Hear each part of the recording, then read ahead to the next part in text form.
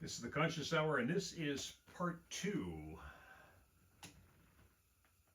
See, the U.S. is not agreement capable. It will pretend to negotiate, then it will, bomb the negotiators.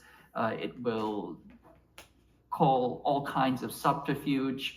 If you look at the history of U.S. negotiation, it really isn't a good precedent. I mean, for example, think of North Korea, think of Libya, think of Syria, think of the 380 treaties the indigenous nations signed with the United States. It just simply isn't agreement capable, as Sergei Lavrov put it.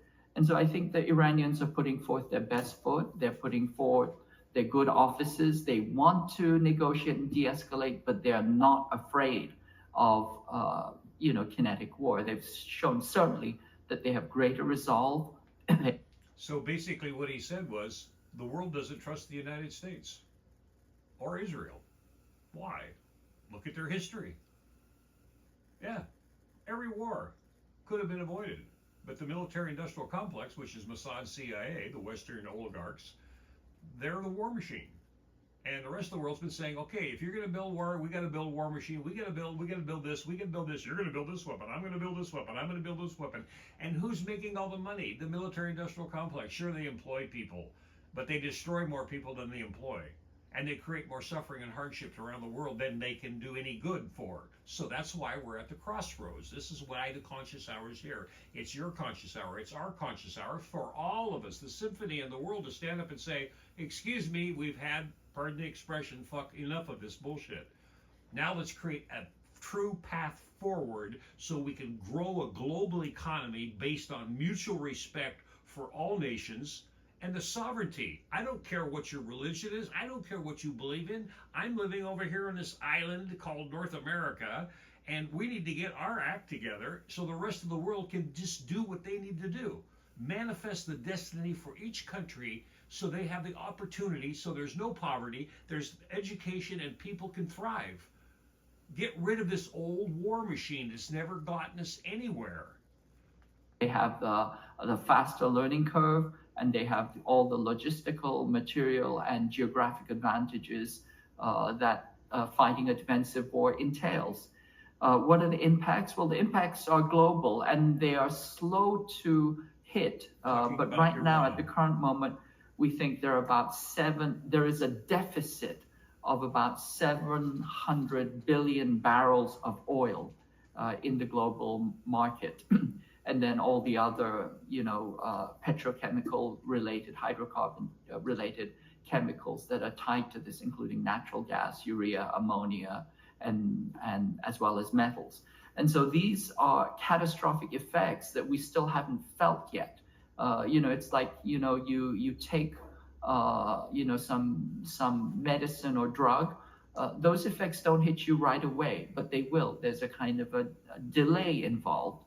I think that the U.S. is thinking that these things are not going to happen, but they will. They're just building momentum, and as I said, we're looking. So, and that's the problem with the U.S. They don't go into the in-depth assumptions and look at all the probabilities from the action they take. So, for example, when you create an implementation plan, you got to create what the problem is, define how you're going to fix it, and make sure you implement it so it fixes it. The U.S. government doesn't look this way. They don't want to fix the problem. They have a business model. You go in, you bomb, you take control, you become the power lord over this country or whatever and the resources, and we continue on about this mentality of conquering other countries to steal their resources. It's done. Finished. Let's get back onto this one. Already at a 700 million barrel oil deficit, soon to hit 1 trillion barrels of oil.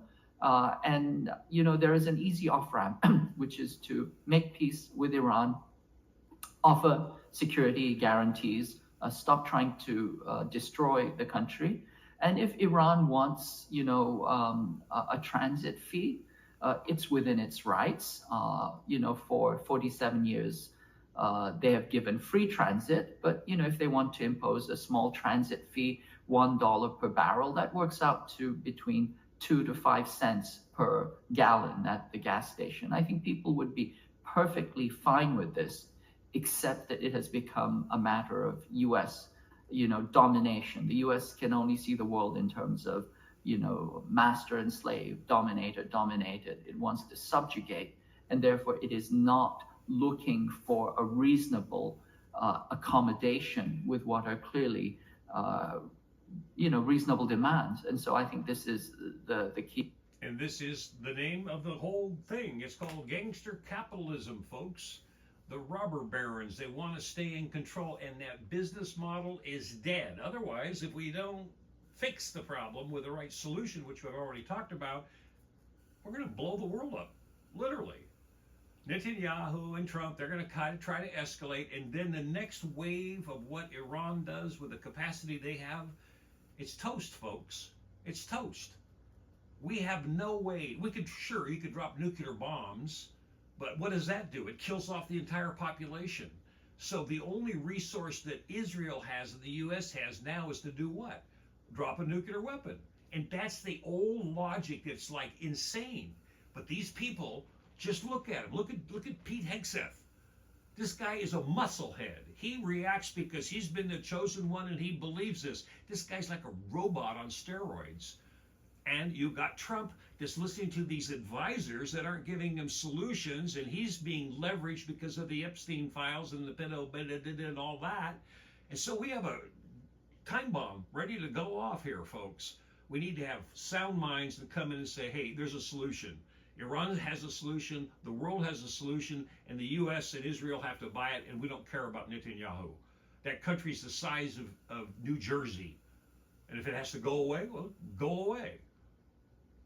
We have to take control of the situation. The global world has to say, here's our solution. Don't worry, your country will still survive, Israel. You can still rebuild and do whatever you want to do, but you can't be the predatory nations like the U.S. and Israel have been anymore. It's done. It's the Conscious Hour, folks. There's the solution. The only way it's going to happen is everybody speaking out. Get vocal. Call your congressional members, wherever you are in your country, and tell them to shut it down. And say one thing. I'm going to hold you accountable if this goes to a major world war. You will never, ever get my vote for anything, period. Republican, Democrat, whatever party you are in, different countries, you tell your representatives straight and clear. We aren't going to go down this road. Let's create, I call it heaven on earth, folks, where all countries work together and we build a global economy based on peace and mutual respect for all life. This is the Conscious Hour. Part 2 is finished. Thanks for tuning in. Hit the like button, hit the share button. Please give me your comments. I want to hear your thoughts. Leave some comments, please, so that I can have some interaction.